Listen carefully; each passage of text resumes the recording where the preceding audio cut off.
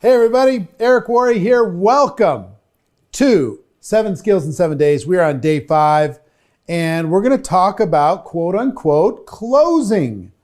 Now I know some people don't like that word. Some people would prefer that we talk about opening relationships and helping a person get started and helping a person make a decision. Yes, I get all that. But sometimes you just need to be an expert in helping a person make a decision. How many of you have people who are thinking about it forever? I'm thinking about it. Let me get back to you. I'm thinking about it. I'm thinking about it. A lot of them are actually ready to make a decision, but you're not skillful enough in order to be able to help them make the decision. So I've went through a million different versions of how to be able to do this and finally came up on one that works around the world, will work for you. 6 questions. At the end of any exposure, 6 questions that will show you specifically and guide the person to making a decision that they want to make. Okay? So 6 questions. I'm going to show you an excerpt from another training that will guide you through these 6 questions and will show you exactly how to become a world-class closer. Check it out.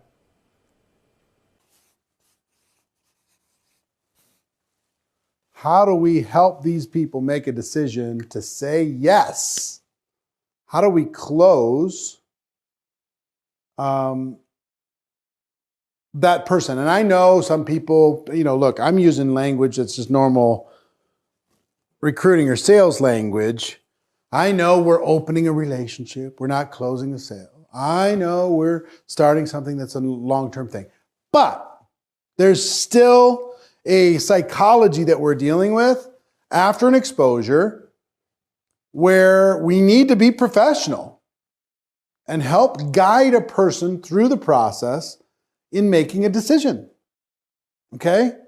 So all closing is guiding a person. I want you to think of yourself more as consultant versus salesperson.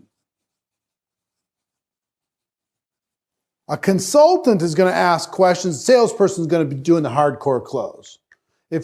Sometimes salespeople, they can bring people into the business, but people quit really, really fast. Consultants guide people into the business, help them come up with a solution for themselves. If you think of yourself as a consultant versus a salesperson, as a farmer versus a hunter, right? We're planting seeds, we're asking questions, we're guiding people through the process to make a decision, one way or the other, to join this business. Now, this is not a big money decision for most of you. To join your company is not very much, not much in terms of a financial commitment. But still, a person doesn't want to look foolish. A person wants to, feel like they're smart. A person wants to feel like they have a chance. A person has to imagine success on some level, right? Our job is to ask carefully crafted questions that help a person imagine themselves in this business. That's what we're trying to do. We're asking questions that would help a person imagine joining, because until they can imagine it, they're not joining. Imagine success. Imagine doing this. Imagine this working out. So these questions you're going to be asking questions throughout the process. You're going to be asking questions, if I would you, throughout the presentation process. You're going to be asking questions in the follow-up process. But there's a specific set of questions that you should implement. These questions work. What I'm about to share with you, work around the world in every language, in every culture, with every company. At the end of your presentation, whatever that exposure is, you expose them to the product, ask these questions. You have them watch a Zoom call, ask these questions. They watch a YouTube video, ask these questions. They sit down, they have a 3-way phone call with you and your sponsor, ask these questions. They come to an event, ask these questions. Whatever it is, at the end of the exposure, You've got to be professional at asking these questions. You've got to start with the right one, because guess what's the worst question you could ask after an exposure? Let me tell you what I used to do. I used to say, what'd you think? I'd show them the business and I'd say, well, what'd you think? Which invites a person to be a critic, which invites a person to start picking at things. Then I kind of graduated from that, and one of my mentors taught me to say, did you see an opportunity? When you looked at this, did you see an opportunity? And that worked great, in some cases. I mean, but opportunity can be a little bit nebulous. He taught me to ask two questions. Do you see an opportunity, or are you prepared to get started? Real assumptive. Now, over the last 33 years, I've come up with a question that's better than any of those. And it's this.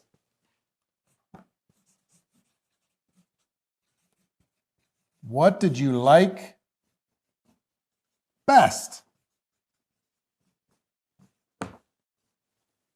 You just tried the product. What did you like best about the product? You just took a look at this Zoom call. What did you like best about what you saw? You attended this event. What did you like best about what you just experienced? You had this conversation with my upline. What did you like best about our conversation? What did you like best? This forces a person to go in their mind and find something good. Then we say, well, I like the product. I like the product. I like the product. Fantastic. What'd you like about it? Get a little bit more clarity. What'd you like best about the product? Oh, I like the fact that it's this and this and it creates this result. All right, fantastic. They say, I like the residual aspect. I like the fact I could be in business for myself. I like the fact that it's flexible. I like the fact that it's not that much money for me to start a business. I like the fact I get tax benefits. I like the fact I like this, I like this, I like this. So sometimes you're going to get people that say, well, I don't know. Well, you know what I'd say to that? Well, if you did know, what would you like best? If you did have an opinion, what would that opinion be? What's the best thing that you liked about what you just saw? Just for fun. What'd you like best? And 95, 98 times out of 100, they're going to give you something. Okay? Question number 2.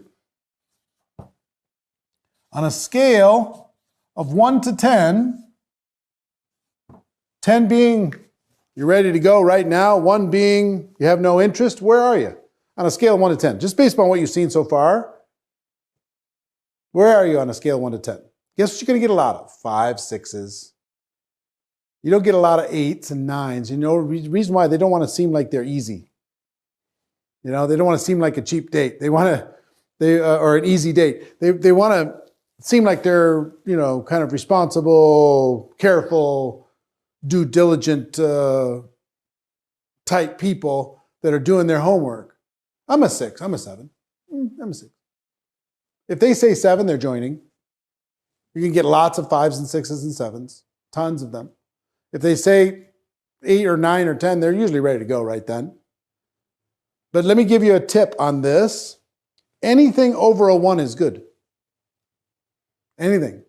I can even show you, if a person says I'm a -10, I can show you how to sponsor a person that says they're a -10. Okay? This just gives you a clue as to their temperature. What'd you like best? I like this. Scale of 1 to 10, where are you? They give you a number.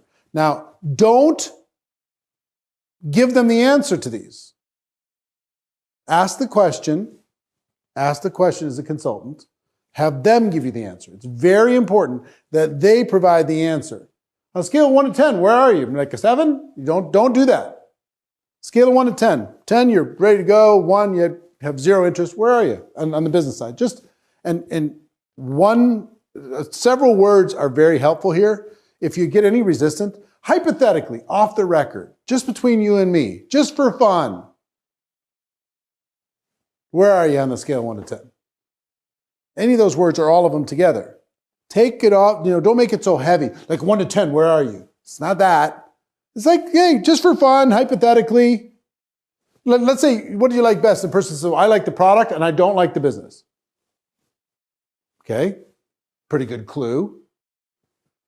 On a scale of 1 to 10 on the business now, just for fun, I know you said you're not interested in the business, but if you were interested in the business and you did want to grow something entrepreneurially from your home, with this opportunity, on a scale of 1 to 10, where would you be?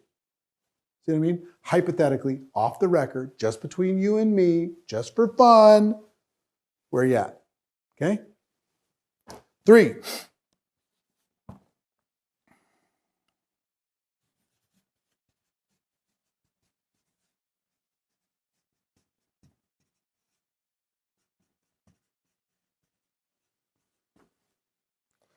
Hypothetically, what do you like best? I like the product. Scale of 1 to 10, where are you? I'm a 5. Let me ask you another question. Hypothetically, if you were to start building a business with our company, working part-time, approximately how much would you need to earn per month in order to make this worth your time? Those are really important words. Worth your time. Everyone has a number that's worth their time. People say, would you like to start a business? I already have a business. You know, there's a million objections. Would you like to, have an income? I already have an income.